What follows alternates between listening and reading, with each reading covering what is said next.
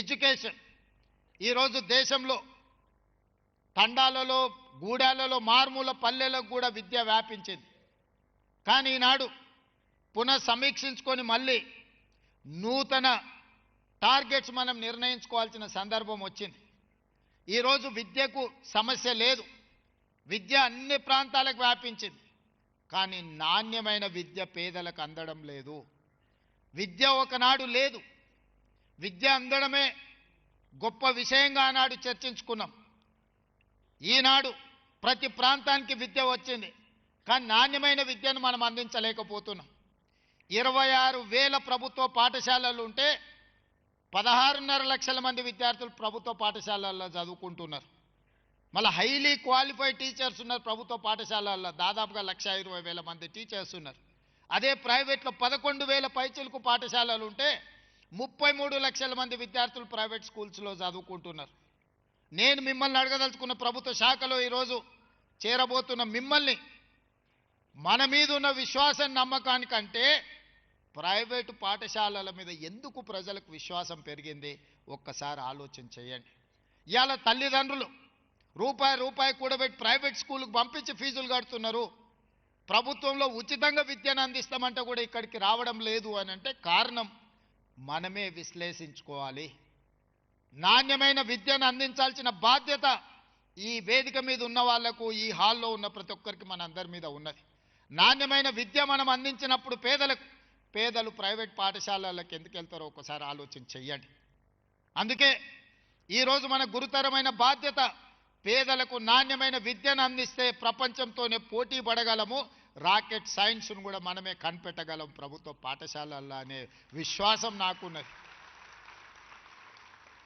Food security ఈరోజు భారతదేశము దేశానికి సరిపోయిన దానికంటే ఆహార ధాన్యాలు అత్యధికంగా ఉత్పత్తి చేస్తున్నాం. ఈరోజు వరి భారతదేశంలోనే తెలంగాణ రాష్ట్రం అత్యధికంగా పండిస్తుంది. ఈ 2 సంవత్సరాలు కంటిన్యూస్గా దేశంలోనే మొదటి స్థానం మన తెలంగాణ రాష్ట్రానికి వచ్చింది. 2,85,00,000 మెట్రిక్ టన్నుల ప్యాడీని ఉత్పత్తి చేసి దేశానికే మనం ఆదర్శంగా నిలబడ్డాం. ఈరోజు ఈ దేశంలో ఆహార ధాన్యాలకు లోటు లేదు, కానీ ప్రోటీన్ ఫుడ్ లేదు. ఇవాళ ఆడపిల్లలకు బలహీనతలు ఎందుకున్నాయి ప్రభుత్వ పాఠశాలలో, అంగన్వాడీ సెంటర్లలో మీరు ఒక్కసారి చూడండి. ఎందుకు మనం ప్రోటీన్ ఫుడ్ ఇవ్వలేకపోతున్నాం? ఈరోజు ఆహార సమస్య లేదు, కానీ నాణ్యమైన ఆహారము, బలోపేతమైన ఆహారాన్ని మనం అందించలేకపోతున్నాం. రేపటి దినం మీరు ప్రభుత్వంలో పనిచేసేటప్పుడు ఆర్గానిక్ ఫుడ్ ఎలా పండించాలి, నాణ్యమైన భోజనం ఏ విధంగా ప్రభుత్వ పాఠశాలల్లో ప్రైవేట్లో కానీ పేదలకు అందించాలి, దీన్ని లక్ష్యంగా మనం పనిచేయాలి.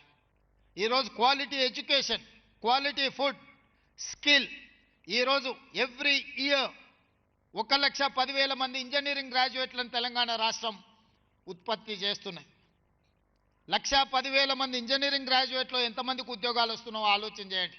ఉద్యోగం వచ్చి ఉండొచ్చు, చదువుకున్న అర్హత తగ్గ ఉద్యోగం ఎందుకు రావడం లేదు? వివిధ శాఖల్లో ప్రైవేట్లో చాలామందికి అవసరం ఉన్నది, చాలామంది నిరుద్యోగులు ఖాళీగా తిరుగుతున్నారు. డిమాండ్ ఉన్నది, సప్లై ఉన్నది, కానీ డిమాండ్ సప్లైలో ఒక గ్యాప్ ఉంది. ఆ గ్యాపే స్కిల్ లేకపోవడం, అన్స్కిల్డ్ క్వాలిటీ ఎడ్యుకేషన్ లేకపోవడం వల్ల ఈరోజు అంతర్జాతీయ స్థాయిలో మనం పోటీ పడగలిగిన పరిస్థితులు ఉన్నా, అంతర్జాతీయ అవకాశాలు ఉన్నా మనం అందిపుచ్చుకోలేకపోతున్నాము. అందుకే ఎడ్యుకేషన్లో skill is most important subject. రేపటి రోజుల్లో మీరు స్కిల్ డెవలప్మెంట్ కోసం పని చేయాల్సిన అవసరం ఉన్నది.